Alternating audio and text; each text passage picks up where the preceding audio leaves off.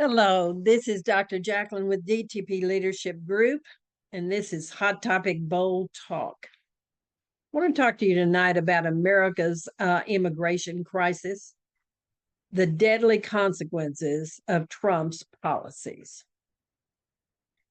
Now, what we have here is a government in crisis, and the Trump-Musk power grab is the best way I can describe it. Something we all need to understand is Trump and Musk could care less about people. And so they're bombarding the DC with so many actions that it's hard to keep up with what they're doing. And then the courts respond to it.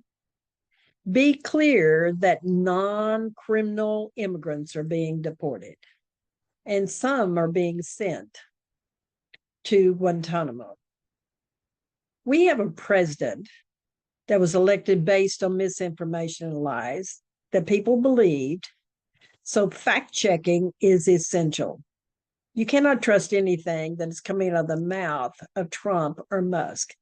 It is ridiculous to think that Musk can attempt to fire so many people in our government agencies based on what he and Trump are saying is them trying to prevent fraud when there are actually articles out showing that there is no fraud.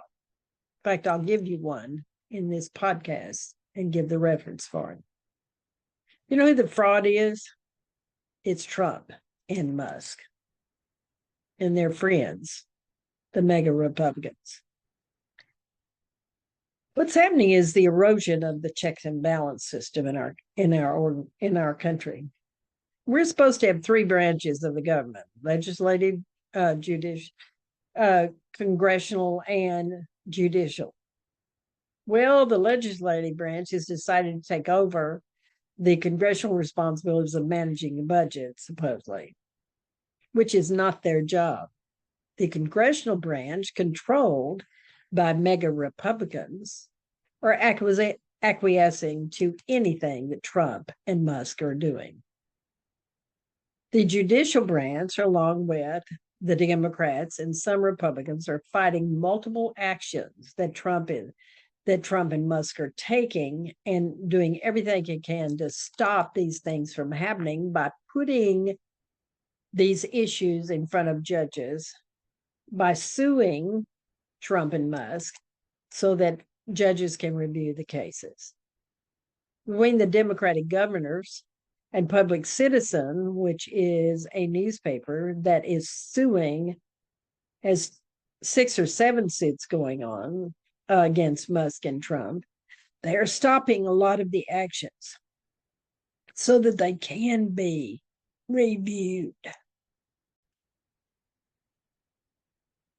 So I hope you'll forgive me that I had a cough that started. So let me emphasize my last point.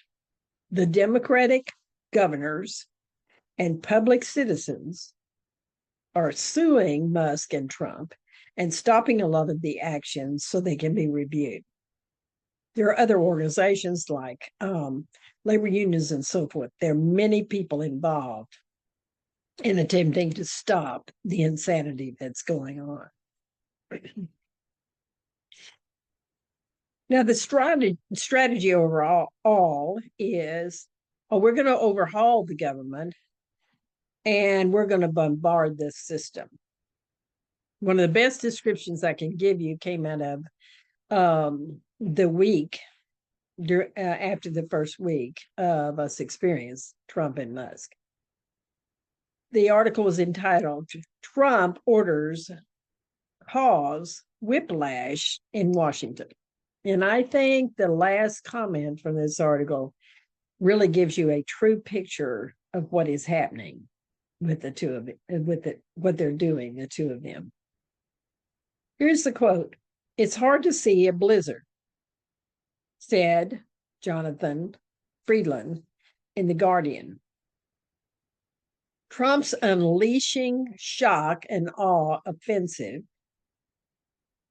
Unleashing shock and awe offensive has left its targets reeling and struggling to keep pace.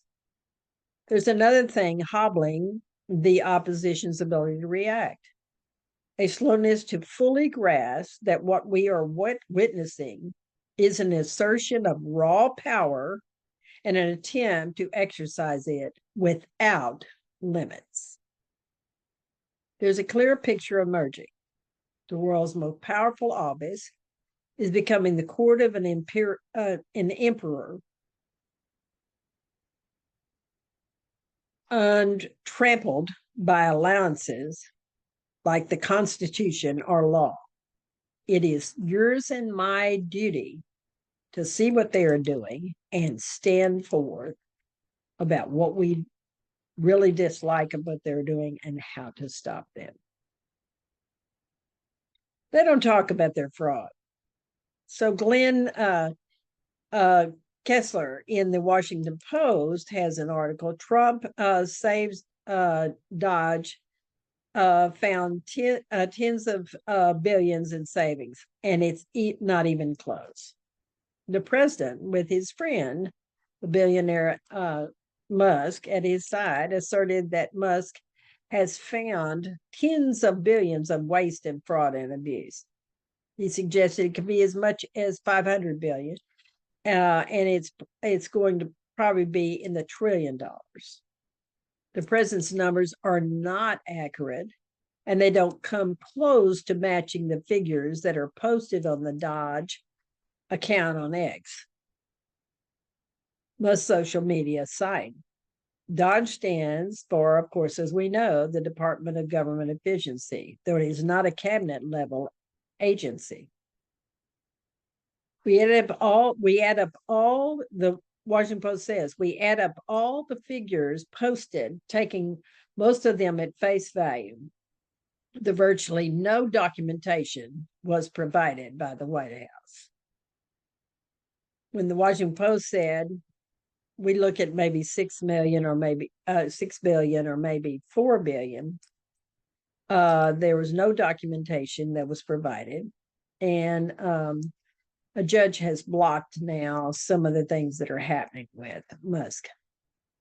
In other words, Dodge has claimed only about 2 billion in actual savings, most of which appear to come from ending diversity or climate change programs. Whether that really constitute waste, fraud, and abuse, if we're trying to do something with our diversity in America and climate change, it's really a matter of opinion, what the Washington Post says. They have a list, Dodge, on social media posts identifying the claims of what they're saving. And you can see all the claims. And they're saying they're saving up to 747 billion a year. That is not accurate. You have to understand something. Most of their information comes from 2 Government Accountability Office reports, which are estimates.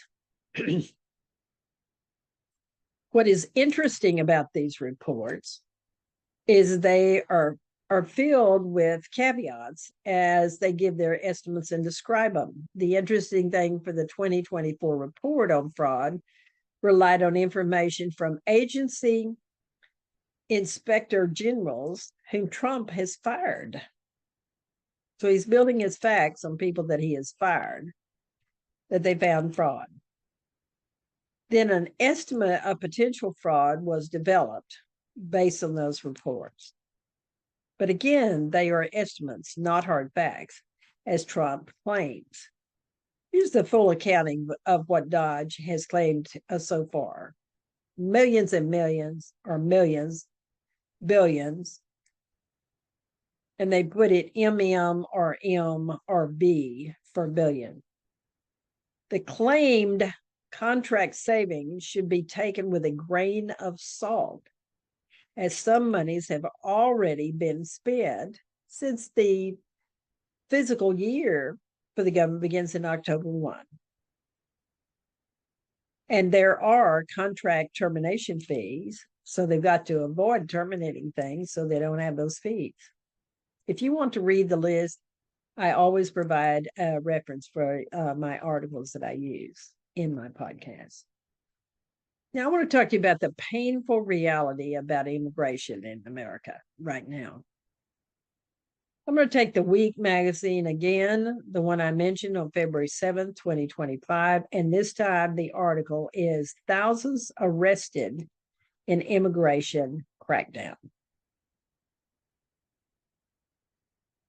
The U.S., quote, detained thousands of undocumented migrants nationwide this week as Trump ordered a dramatic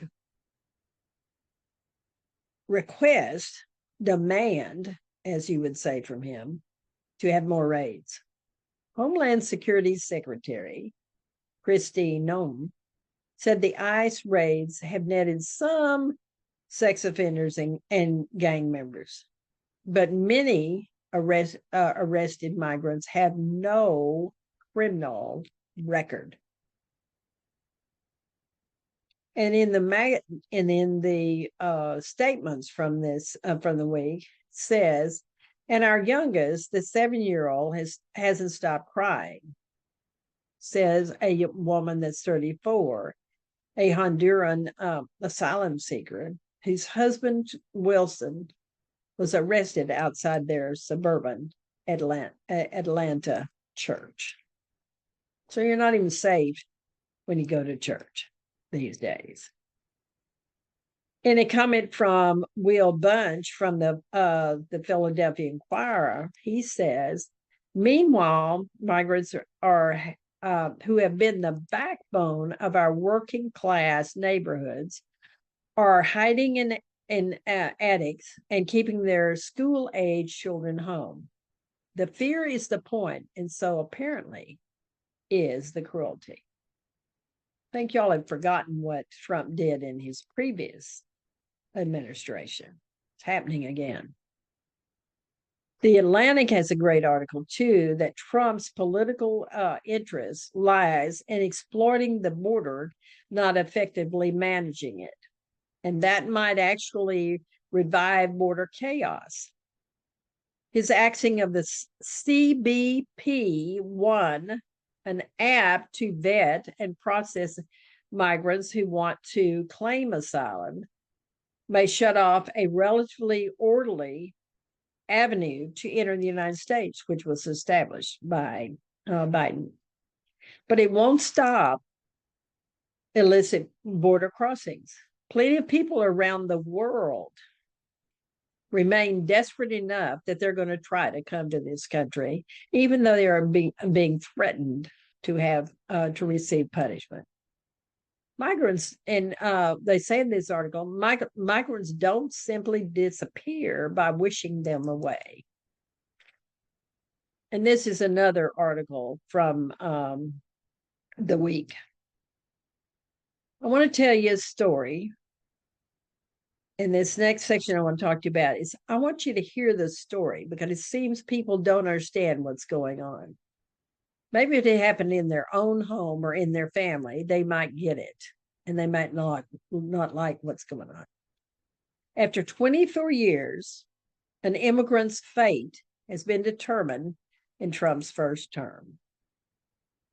There are many heartbreaking stories of immigrants that should not be receiving this kind of cruel action.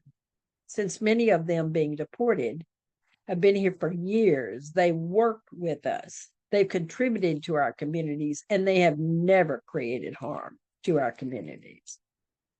Here's a story that I feel truly saddened and angry and dismayed that we as Americans are allowing this to happen. Those of you that voted for Trump, don't bypass this story since you contributed to creating this story. Here's a man who has a wife and 4 children. He came to America when he was a teenager. He's held many jobs in the United States. He worked at a poultry plant. He poured concrete, and he's helped build new homes. He described what it's like to meet his priest, since the priest is going to the ICE office with him to check in, which he's done for many, many years.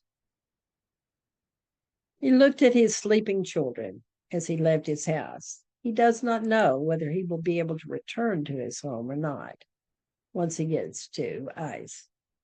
As he enters the ICE building, he has his paperwork with him and has more files to show what he's done in the last 24 years. Since he knows the ICE agent, since he's reported to him yearly for a while. The man indicates that the agent says, "I've noticed you are coming with some power because you've got your lawyer and your priest." And he says they are only here for support.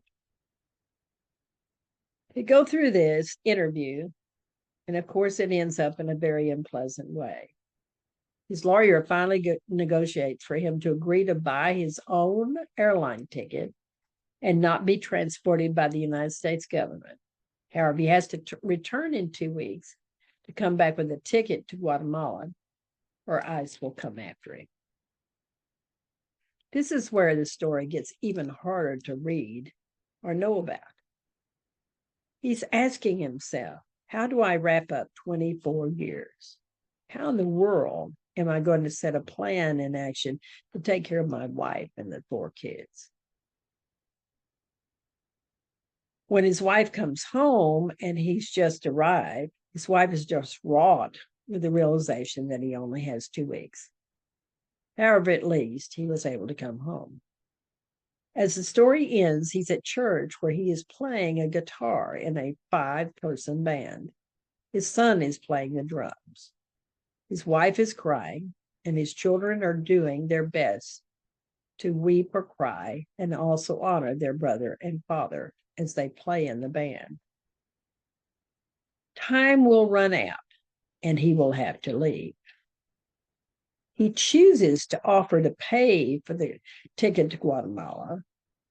His lawyer indicated that he would be saving the United States government money by him paying a ticket for him to be deported. Sounds like to me, we have some people that are being deported that need to stay in our country. They have a better sense of what to do than what Musk and Trump are doing. There are many stories like this. The lies and attitudes of the Homeland Security Secretary, which I stated from her earlier, the example of cruelty of Trump and his loyal civil servants that he wants in all of the positions. It is time for all of us to see what Trump is doing and to be very clear about what the immigration policies are and what are immigration laws. We need to help people know how they can protect themselves, their families, and what they can do if ICE questions them. Those of us that will not be threatened or removed from the United States need to stand with knowledge and commitment to stop those kinds of actions that I've just described to you. So I want to talk to you about how to be an ally and support and to really know something about immigration law and immigration rights. I went to a meeting on February 12th and received some very direct, clear, and great handouts from Jasmine Gonzalez about how to support immigrants. I'm going to include all the documents she gave me in the script. They look kind of funny because I had to, scan them and then put them in. But I will also ask my tech people to add a button to allow you to download these valuable documents. In the podcast, I will cover some of the handouts from Jasmine. I have personally made copies of them, and I'm taking them to every location I can think of to help put out the word about how to protect immigrant rights. I'm going to doctors, I'm going to restaurants, I'm going to people that I know that have access to a lot of opportunities for people to offer these things. So the first page of the handout, I think, is very valuable, and they all are. But this is one in which Jasmine gives specific resources on how to help immigrants. For an example, there's you can take your phone and look at the a code, and you can see she's talking about knowing your rights.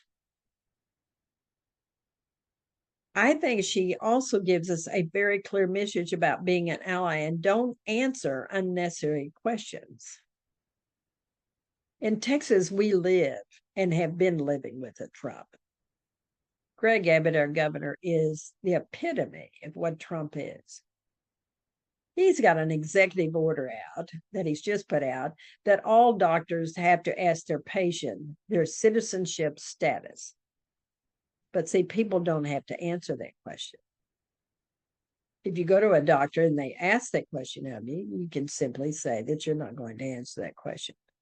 The key is to know doctors that you can go to that would never think about even asking the question. So Jasmine provides that opportunity for you to see that.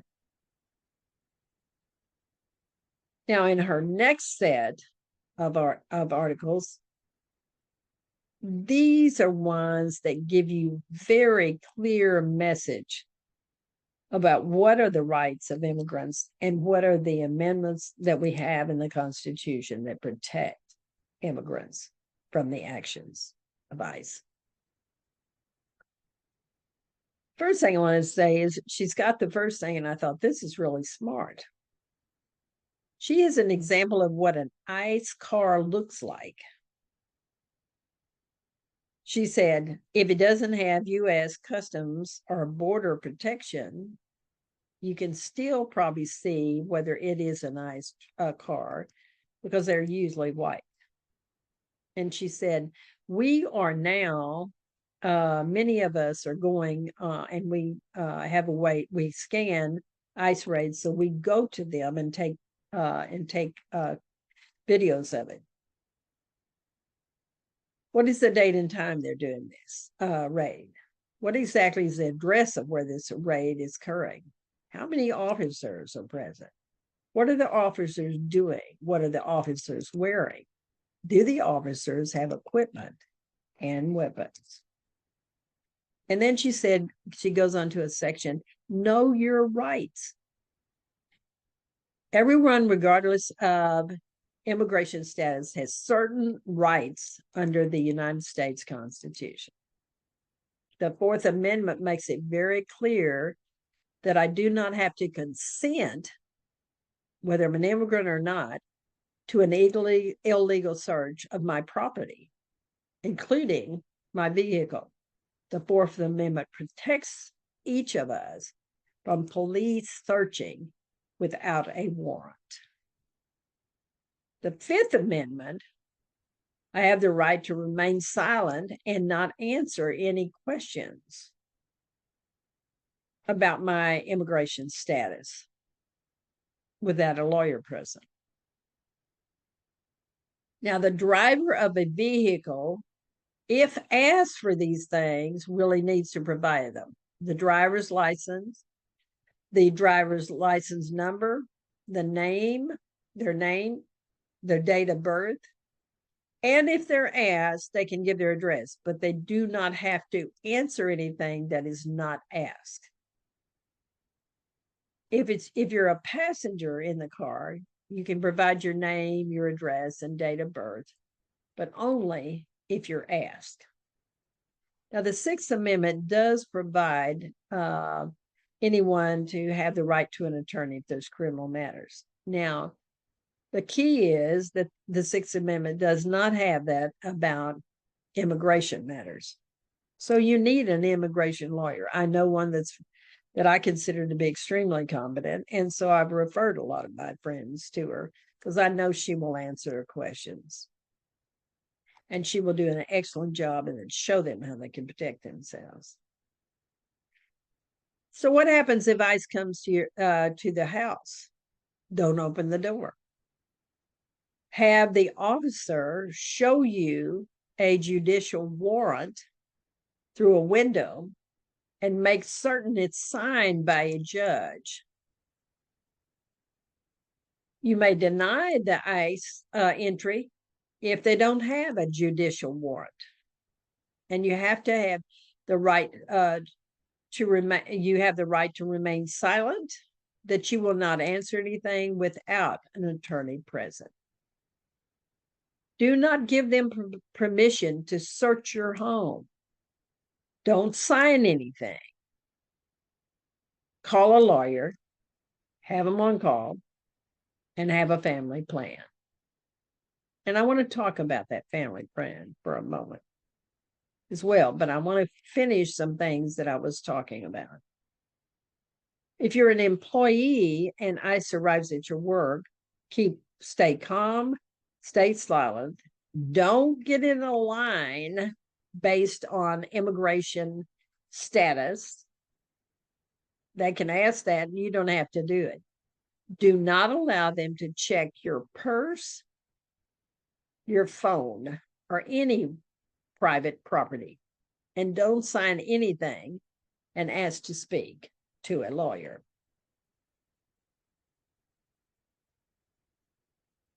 I think people have asked, what do I say when the police officer asks about my immigration status? You don't have to respond. Or you can say, I am exercising my right to remain silent and will not answer anything until I have my lawyer present. What do you say to police officers that ask you to sign documents? You don't sign anything without your lawyer present. So other things that I think are sad, but they are a reality. How immigrant families need to protect themselves and have a very clear plan. The first step is, who's going to take care of your children if by chance you're not able to be present? Second step, gather your information, your documents, and the children's documents, and have them in a safe place. You need their birth certificate, you need school information, you need medical records. If there's criminal court documents, if applicable, then you have those. Immigration papers, attorney contact information, if applicable, emergency contact list. And you need to keep it in a safe place and container that it will not be disturbed. You need to create these copies and have them in other places so that you can get them quickly. And the third thing is to get legal consultation and learn about your legal options. Make an appointment and speak to an immigration lawyer and find out what all you can do, and then educate your family members. Now, she provides some other excellent resources, and you're going to get those sheets if you want so that you can have them available to you. Please know that the sheets I've included in my script are only in English. However, the download itself will have a Spanish version of the last 2 pages that I've talked with you about. And I know that Jasmine will be happy to send you other translations. They're working on other translations for different languages. You will also have Jasmine's information, and it will be at the end with my references. But if you need her number, it is 281-881-3766. 281-881-3766. And I want to include and say she is very informative. If you live in Texas, I've got an immigration lawyer, but I'm talking to all of my friends, no matter what their race is, to be sure that they are prepared and ready when they need to be ready. I want to conclude this podcast with the following. The Trump administration is assaulting immigrants. They're assaulting our government agencies. And our democracy is not itself. They're assaulting. This is not some kind of political theater. This is a calculated move on Trump and Musk and the mega Republicans in Congress to consolidate power, silence opposition, and erase accountability. I can give you some examples of what they're trying to do right now in order to prevent some of us from voting. The misinformation spread by Trump and Musk is a dangerous tool, one that can only be countered with truth, vigilance, and action. We must hold our leaders accountable, demand transparency, and fight for a government that upholds the Constitution rather than dismantles it. The fate of immigrants in America is tied to the fate of our democracy. It's tied to the fate of our democracy, and we cannot afford to look away. It is time for all of us to become educated, know exactly what we need to do, and then take action. Thank you for listening.